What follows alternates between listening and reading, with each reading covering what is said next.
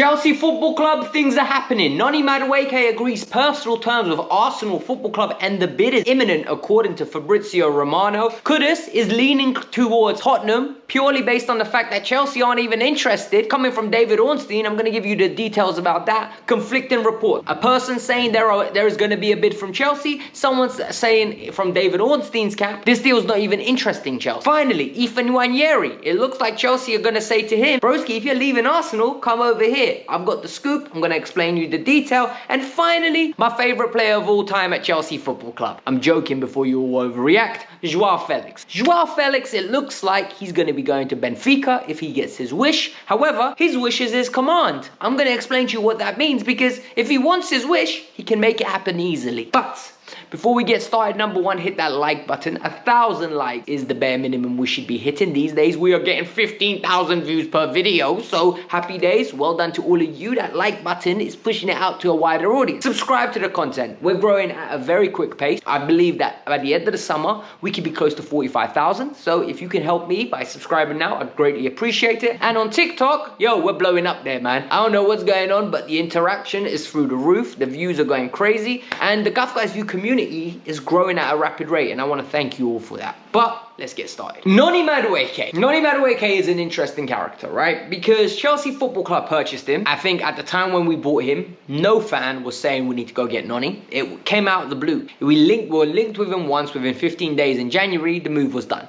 It was as simple as that. However, Noni Madueke, after that point in time, slowly started integrating himself into Chelsea. He was never treated like a star player that we signed. He was always treated like somebody that had to earn every minute he got.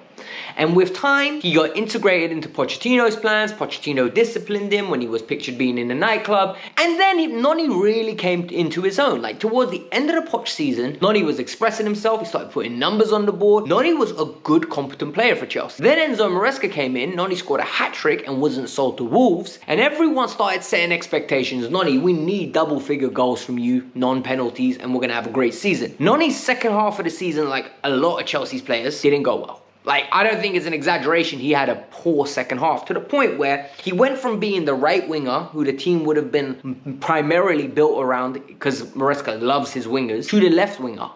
And in that situation, he was almost fitting a role. It's not that he was good at that role. There was no one else. There was literally nobody else to use. Then, this is where it gets interesting. Now rumours are coming out, whilst we're at the Club World Cup and he's playing, Arsenal Football Club are interested in the player. At first, I said it's not true. There's no way this could happen. Why would Arsenal spend around about 45 to 50 million pounds on a player that they don't need?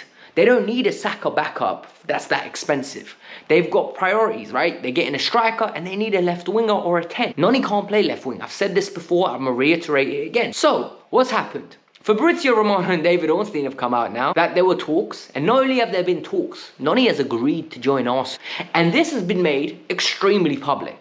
As in, when Fab and David Ornstein are saying this, one of three parties wants this news out there. Chelsea, Noni's camp, or Arsenal. I'm going to tell you right now, I don't know why Arsenal would want this news out there because their fans are having a meltdown. I don't understand why Noni would want that because if the deal doesn't happen, Chelsea fans are not going to forgive him. And the reason Chelsea most probably want it is because they want the fans to turn on Noni.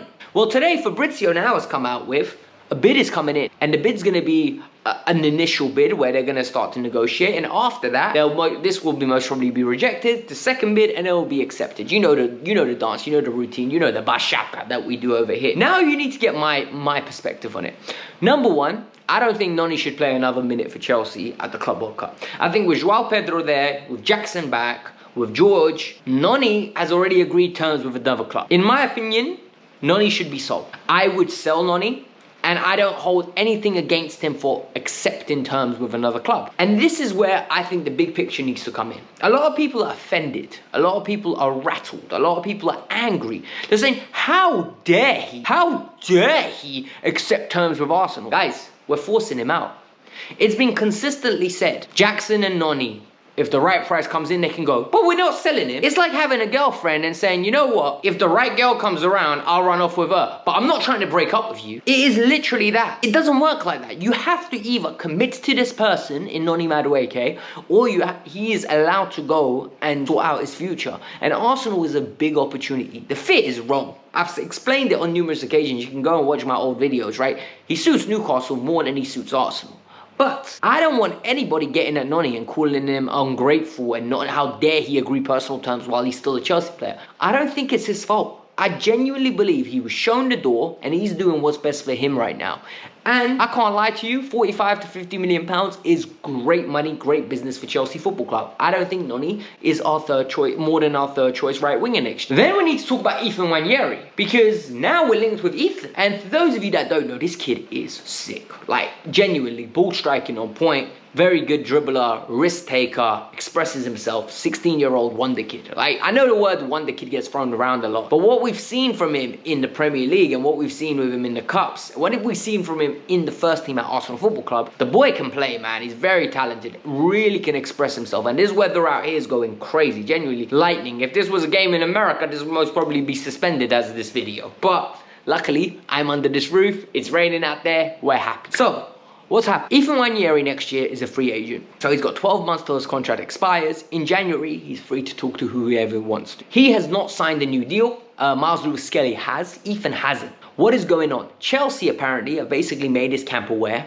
Broski, in January, if you haven't signed a new deal, Papa Bowley and Uncle Igbali are here for you, man. Whatever you need. You want a car? I get you a car. You want a house? I'm gonna get you a house. You want a vacation home? We will get you a vacation home. Where do you want it? Spain? Italy? Bermuda, where do you want it? We got you. That's what Chelsea are basically doing. In 2022, Chelsea apparently negotiated a deal with his parents, and the deal didn't go through. He opted to stay at Arsenal, apparently re-signed a new deal, and basically what's happened since then is the kid's grown in stature, broke into the Arsenal first team, and he's still on his youth contract, like professional debut contract or whatever they're called, scholarship, I don't know. I'm not like a savant of youth football. So, that's the news. And a lot of people saying, oh, maybe the Madueke deal was linked because Madueke blocks his deal, like pathway, right? This is what I'm going to tell you. I think his agent's using Chelsea as a way to get guarantees for his player, because what we keep seeing is, from Ben Jacobs and other sources, this kid wants to know that he's loved, wants to know that he's going to play, and wants a pathway. What I suggest is, don't come to Chelsea if you want that. Go to Dortmund. Go to Germany. Go to Italy. Go to Spain. Join a team that would basically give him minutes. Get out of England. Go and experience another life. Dominate it there. Come back when you're ready to come to a top team and play in England. There's no point of him going to a West Ham. No point of him going to an Everton. He's too good for that. What he needs to do is go to a French side, an Italian side, a Spanish side, and German side. Express himself. Make himself the main man. I always call it the Bellingham plan. I think what Bellingham has done has been brilliant, and I think more young players should follow that plan. Now back onto Chelsea, and I know, right, because of my follow, I've got a lot of Ghanaians that watch this channel, a lot, right? I think the top 5 nationalities that watch this channel are Brits, Americans, Canadians, Nigerians, and Ghanaians. And I think 6th place is South Africa and 7th place is Jamaican. There's a lot of Ghanaians on this channel. And if Kudus comes, I'm telling you now, there's gonna be even more Ghanaians watching this channel. So what's going on? Well, it looks like Kudus is available. We all know that. And I think we all could agree Kudus is a baller, right? He expresses himself well. He's someone you pay money to watch.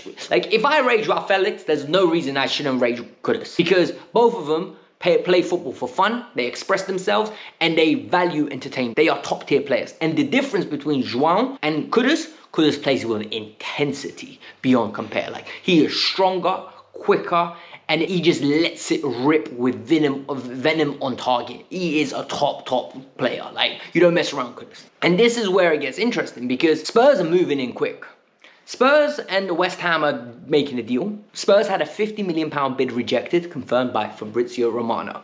They're going to come back in with a second mood. And now, this is where David Ornstein comes in and says, personal terms are not an issue between Spurs and Kudus. However, Spurs are going to go in with a second bid. Watch this space, basically. West Ham's side of the reporting's coming out with ex-West Ham employee and Jacob Steenberg, I think his name is. They're very good on West Ham. They know exactly what's going on. They are always on the ball. They give good detail when it comes to that club. They're saying that Chelsea are interested, Chelsea are buying their time and Chelsea are going to come in with a bid. West Ham are waiting for it. David Ornstein, on the other hand, he's saying Chelsea aren't interested. Like, Chelsea, as far as he's aware, are not going to come in. This is where it gets very, very conspiracy theorist, right? Are Chelsea trying to move Noni quickly so that they can have the money to go in for a Kudus? Or are Chelsea just not interested in just trying to move Noni because they got a Sheba and hold the money for a left winger? What I do not want to happen is Kudus goes to Spurs, Chelsea sell Noni, and we go buy Malek Fofana. That I wouldn't be annoyed on.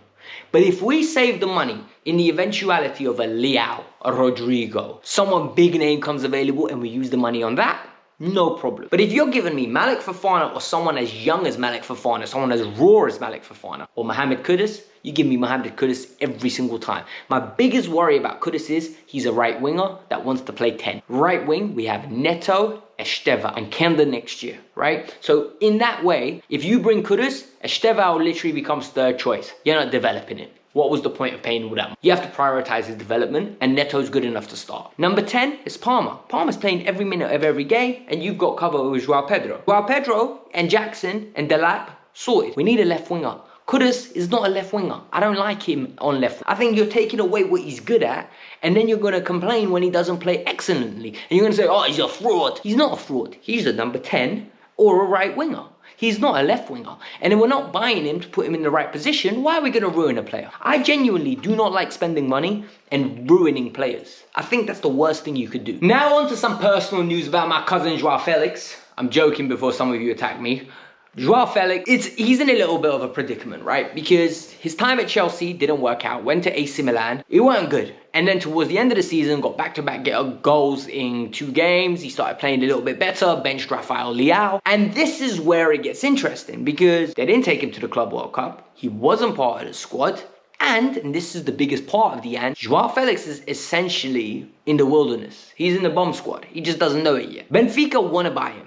Benfica are interested, reports in Portugal, and he's done an interview where he spoke out about it. He basically said his preference is go to Benfica and play under Bruno Lage because the manager knows him. However, they want to see what happens. It's as simple as that. Reports from Portugal are saying Benfica are willing to pay 30 million euros. Chelsea paid 42 million euros, I think, for Joao Felix. Since then, a year would have been amortized. And Chelsea got like 6 million euros or 7 million euros from Milan in terms of him going on loan for the half a season, right? So when he went on loan, you reduce that, on the book, he's going to cost around 34 million, right? I think Chelsea can sell him for 30 million and make up the money elsewhere just to get him off the books because they want to. The problem is his wages. Benfica have a rule. Apparently they don't pay more than 4 million euros a year to a player. Joao makes more than that. So now the question is, Joao's intention is to go back to Benfica. The question is Joao willing to take the pay cut to go back to Benfica? Because Joao needs to ask himself the question, what is it about for him? Is it about playing football and being loved in a place where you're going to play religiously, Benfica? Or is it about going to a place and making money? Because if you want to go and make money, Saudi Arabia is available. And the key here is both can't be a solution. Your chance at Chelsea is over. I don't see Chelsea reintegrating him into the squad, and I don't see him having an opportunity to get back in the squad with the way that the squad is currently designed and built. And him forcing his way to AC Milan kind of ripped up all the relationships he had at Chelsea. I think he would have been better off staying, and it would have worked out for him. But it is what it is. Listen, hit the like button, subscribe to the channel, let me know your thoughts, tell a friend to tell a friend about the Kavkas View. Peace out, I'm out.